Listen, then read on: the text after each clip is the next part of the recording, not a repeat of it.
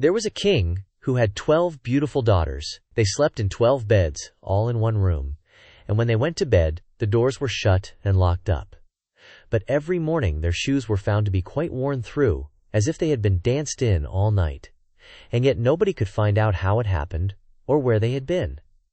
Then the king made it known to all the land that if any person could discover the secret and find out where it was that the princesses danced in the night, he should have the one he liked best for his wife, and should be king after his death.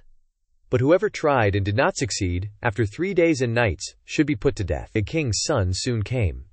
He was well entertained, and in the evening was taken to the chamber next to the one where the princesses lay in their 12 beds. There he was to sit and watch where they went to dance. And, in order that nothing might pass without his hearing it, the door of his chamber was left open. But the king's son soon fell asleep, and when he awoke in the morning he found that the princesses had all been dancing, for the soles of their shoes were full of holes. The same thing happened the second and third night, so the king ordered his head to be cut off. After him came several others, but they had all the same luck, and all lost their lives in the same manner. Now it chanced that an old soldier, who had been wounded in battle and could fight no longer, passed through the country where this king reigned. And as he was traveling through a wood, he met an old woman, who asked him where he was going. "I hardly know where I am going, or what I had better do," said the soldier, "but I think I should like very well to find out where it is that the princesses dance, and then in time I might be a king." "Well," said the old dame, "that is no very hard task. Only take care not to drink any of the wine which one of the princesses will bring to you in the evening, and as soon as she leaves you pretend to be fast asleep." Then she gave him a cloak, and said, "As soon as you put that on you will become invisible, and you will then be able to follow the princesses wherever they go." When the soldier heard all this good counsel, he determined to try his luck. So he went to the king, and said he was willing to undertake the task. He was as well received as the others had been, and the king ordered fine royal robes to be given him.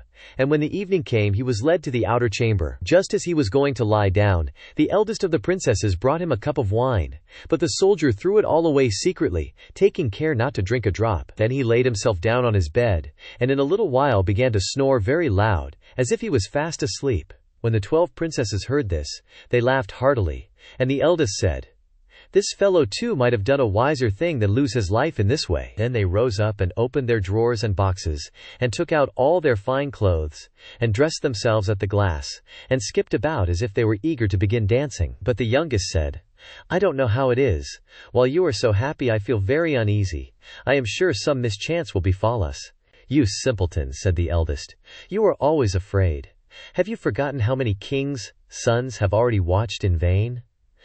And as for this soldier, even if I had not given him his sleeping draught, he would have slept soundly enough." When they were all ready, they went and looked at the soldier. But he snored on, and did not stir hand or foot. So they thought they were quite safe. And the eldest went up to her own bed and clapped her hands, and the bed sank into the floor, and a trap-door flew open.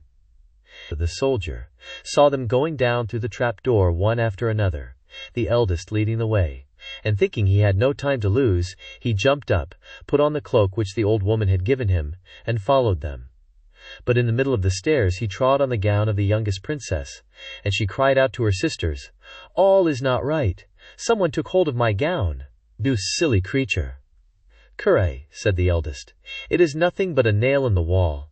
Then down they all went, and at the bottom they found themselves in a most delightful grove of trees, and the leaves were all of silver, and glittered and sparkled beautifully. The soldier wished to take away some token of the place, so he broke off a little branch, and there came a loud noise from the tree. And the youngest daughter said again, "I am sure all is not right. Did not you hear that noise? That never happened before." But the eldest said, "It is only our princes, who are shouting for joy at our approach." Then they came to another grove of trees, where all the leaves were of gold, and afterwards to a third, where the leaves were all glittering diamonds. And the soldier broke a branch from each, and every time there was a loud noise, which made the youngest sister tremble with fear. But the eldest still said, "It was only the princes, who were crying for joy." So they went on, till they came to a great lake, and at the side of the lake there lay 12 little boats, with 12 handsome princes in them, who seemed to be waiting there for the princesses. One of the princesses went into each boat, and the soldier stepped into the same boat with the youngest. As they were rowing over the lake, the prince who was in the boat with the youngest princess and the soldier said, I do not know why it is, but though I am rowing with all my might, we do not get on so fast as usual, and I am quite tired. The boat seems very heavy today." "It is only the heat of the weather," said the princess. "I feel it very warm too." On the other side of the lake stood a fine illuminated castle, from which came the merry music of horns and trumpets. There they all landed, and went into the castle, and each prince danced with his princess.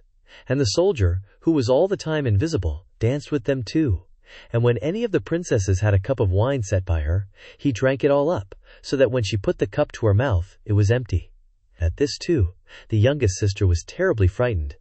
But the eldest always silenced her. They danced on till 3 o'clock in the morning, and then all their shoes were worn out, so that they were obliged to leave off. The princes rowed them back again over the lake, but this time the soldier placed himself in the boat with the eldest princess. And on the opposite shore they took leave of each other, the princesses promising to come again the next night. When they came to the stairs, the soldier ran on before the princesses, and laid himself down. And as the 12 sisters slowly came up very much tired, they heard him snoring in his bed. So they said, "Now all is quite safe." Then they undressed themselves, put away their fine clothes, pulled off their shoes, and went to bed. In the morning the soldier said nothing about what had happened, but determined to see more of this strange adventure, and went again the second and third night, and everything happened just as before. The princesses danced each time till their shoes were worn to pieces, and then returned home. However, on the third night the soldier carried away one of the golden cups, as a token of where he had been. As soon as the time came when he was to declare the secret, he was taken before the king with the 3 branches and the golden cup, and the 12 princesses stood listening behind the door to hear what he would say. And when the king asked him, "Where do my 12 daughters dance at night?" He answered, "With 12 princes in a castle underground." And then he told the king all that had happened, and showed him the 3 branches and the golden cup which he had brought with him. Then the king called for the princesses, and asked them whether what the soldier said was true. And when they saw that they were discovered, and that it was of no use to deny what had happened, they confessed it all. And the king asked the soldier which of them he would choose for his wife, and he answered, "I am not very young, so I will have the eldest." And they were married that very day, and the soldier was chosen to be the king's heir.